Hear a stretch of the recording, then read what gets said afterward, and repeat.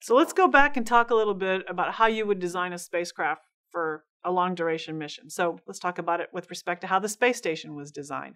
So the space station was designed, it's very complicated, right? You've got a power distribution system, a thermal system, a computer system, a guidance navigation control system. I mean, all these systems, all of this data moving around, it's all synced up.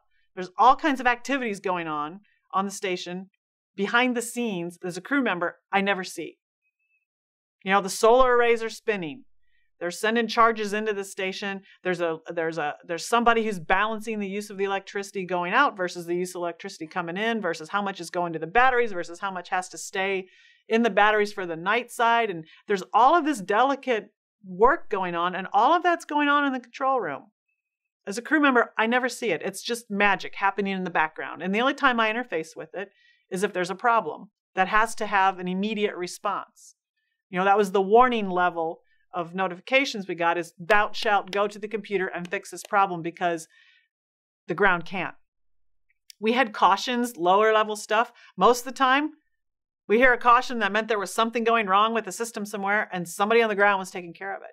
That's all great when you're right there in low Earth orbit and you've got this fleet of people to take care of your vehicle, which, oh, by the way, the vehicle was designed that way, right? The station was designed to have a control room that got all these different telemetry streams and went to all these different control positions, and they all 24/7, there's somebody in there, you know, making sure the right heater's on and the right charges are in the battery, or there's no leak in the thermal system, you know, the cooling system.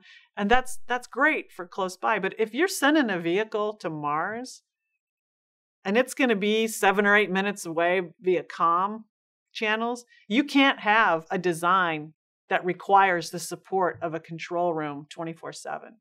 You have to have a vehicle from the very beginning designed to autonomously manage its own systems and understand when the crew needs to be alerted to do something. And if you have a design that's optimized at the system level instead of the subsystem level, the complexity of what the crew might have to manage when the vehicle tells you to go manage it is not as complicated as a space station. So it all has to be thought of together. You have to have a good health and maintenance system and a good warning system for the crew. And that has to be very well thought out. That's a very tricky architecture. And tied to that is also something we spent a lot of time on station is environmental monitoring. I spent a lot of time taking air samples and water samples and surface samples and, you know, making sure the CO2 monitors were working and making sure the carbon monoxide monitor was working and making sure the O2 monitor was working. A lot of time doing that. That should all be automated.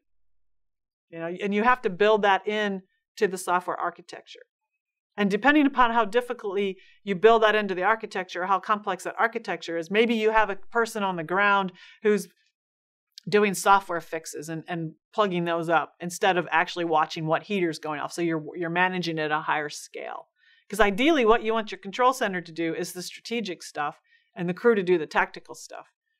Right now we got the ground doing the tactical stuff as well because they're swapping heaters or they're watching valves. I mean, you don't need people to do that. The system should be able to do that itself if it's designed correctly.